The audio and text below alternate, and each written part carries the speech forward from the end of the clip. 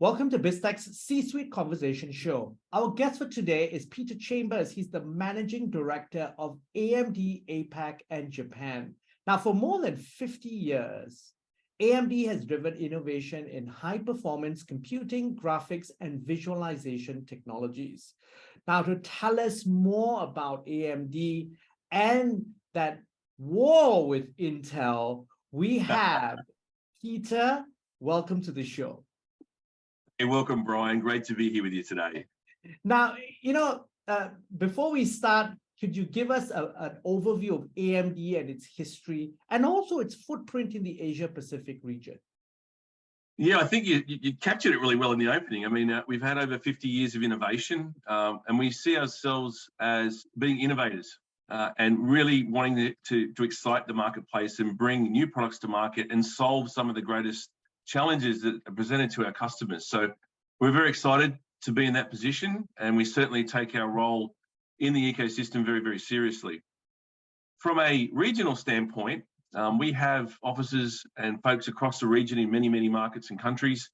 So we've got offices and folks on the ground in places like Japan, Korea, ANZ, Malaysia, Singapore, Thailand, Philippines, Indonesia, Vietnam. I'm going to miss a country and my team will see this and come after me.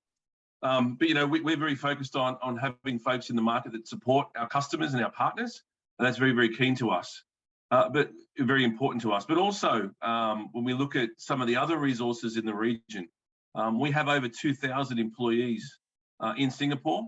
We also have a lot of employees in Malaysia as well. So in Singapore, we have a center of excellence and an engineering site. We have a lot of very, very smart folks that are helping us develop that next generation of product. And we continue to invest in the region. And so it's a very exciting time for us. And we're also very mindful of the role that, APAC as a whole plays in the global ecosystem from an AMD standpoint. Now, I want to ask you a very critical question, but before that, I've got to do a disclaimer.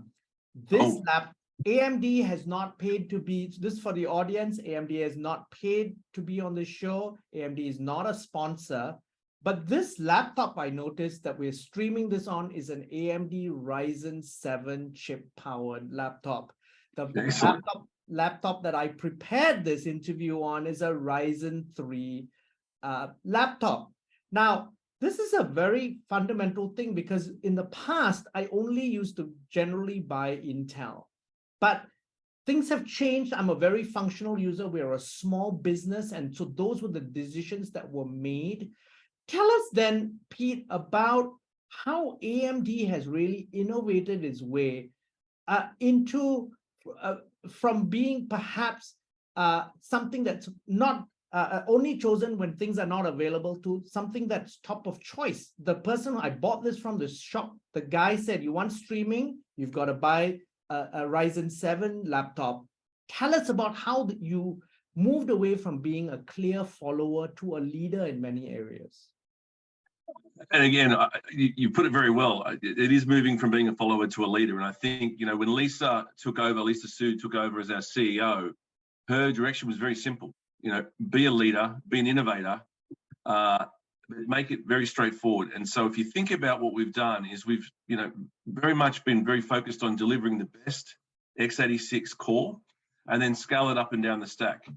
And so you'll find that same x86 core in your portable device, in your notebook.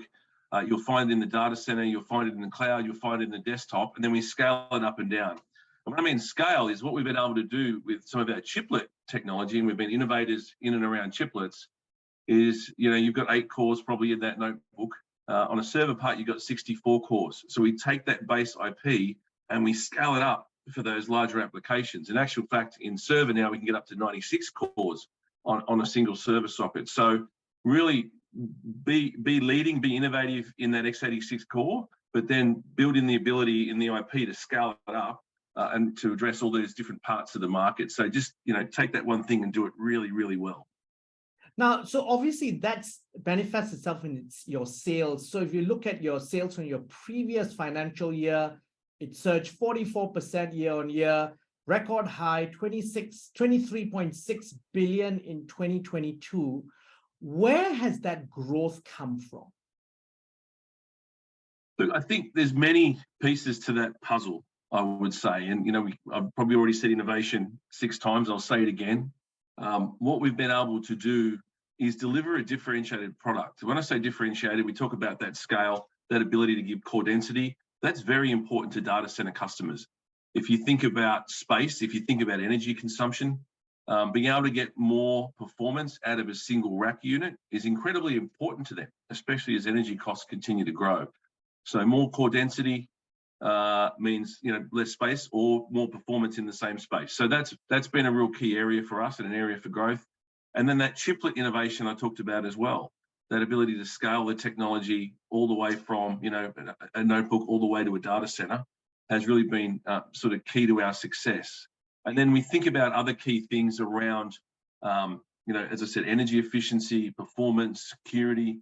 These are all things that we know are very important to customers, and security is a key one. Whether that's someone on a notebook, that's a business customer on a notebook, or in the cloud data center, security is a very key feature that customers are looking for, and that's also an area that we've continued to innovate and double down on. And then when we think about energy efficiency, we've come a very, very long way in energy efficiency. And so I don't have the stats off the top of my head, but from an energy efficiency standpoint, we can save customers a significant amount of money on their energy costs by moving to a more current generation of product. But more than that, we have publicly stated that we want to increase by 30% in energy efficiency by 2025. So in a 5-year period, we've gone out publicly and said we will improve energy efficiency by 30x. And I think that is a key testament to our focus on ensuring that we're innovating, but also delivering that very, very important energy efficiency that our customers are looking for and help save, many, many kilowatt hours of electricity. The energy efficiency is going to become a bigger and bigger issue, not only because of the cost of energy, but really around the ESG conversation. Sustainability is really top of mind for CIOs and, in fact, management teams across the world. And data centers are real monsters when it comes to energy consumption. What are your thoughts in terms of some of the key things that perhaps governments can do to facilitate this whole move towards more centralization and energy efficiency? Yeah, from a government standpoint, I think it's more, in all honesty, I think it's more about the industry itself and how we actually innovate and drive it. I think we should be leading the charge. We should take responsibility for the technology that we bring to market, and we should be focused on ensuring that we address the needs of our customers. And you mentioned about the customers looking for it. Yes, the customers are absolutely looking for it. They're making conscious decisions about their purchasing decisions, not just for technology, but for many parts of their business around, is it environmentally friendly? Is it energy efficient? Am I taking the right corporate governance approach to my supply chain? And I think, again, as I mentioned at the start, we do feel that we play an important role in this. As we develop our technology, we are very focused on this. And so, that energy efficiency piece is something that we continue to put a lot of engineering effort and a lot of development into to ensure that we are leading in that space.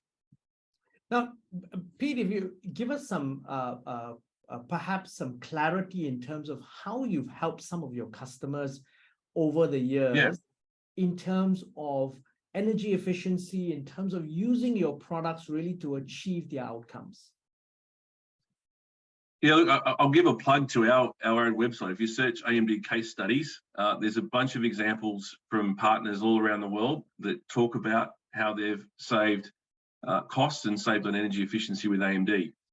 There's one customer that does come to mind in the Asia region, a financial institution, where we were able to migrate them from older technology to new technology, which resulted in a 50% reduction in their power in their data center.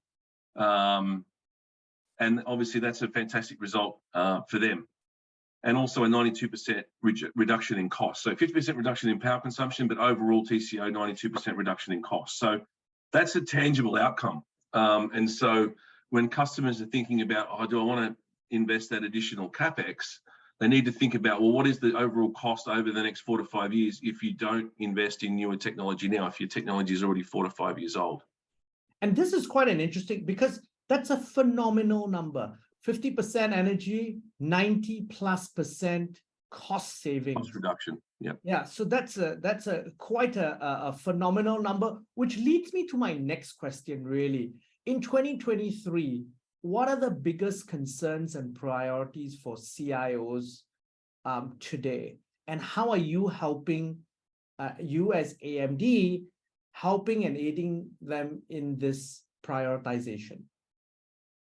Yeah, when I talk to CIOs, I think, obviously the macroeconomic factors in the marketplace are certainly, coming into mind, high inflation, energy prices, raw materials. I think they're all things that we've sort of touched on indirectly, but certainly areas that are the top of mind. So, again, we see our role in how do we assist with this? How do we bring, modern technology to their business to help manage through this? And if you think about what the goal of most CIOs, CTOs is, it's how do they add value to their organization? How do they help drive revenue? How do they help grow profit? And how do they deliver a great service to their organization?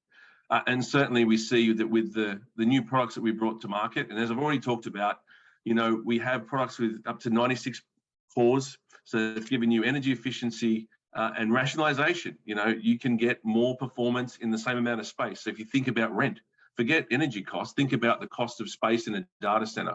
And you can upgrade your data center and get significantly more performance in the same amount of space and make it more power efficient. That is a tangible benefit to a business. And so these are areas that we're working closely with our partners and our customers to realize those savings, realize those opportunities. We talked about security, confidential computing. There's benefits that we bring, unique features that we bring around security that, obviously when you talk to a customer, you ask them if security is important.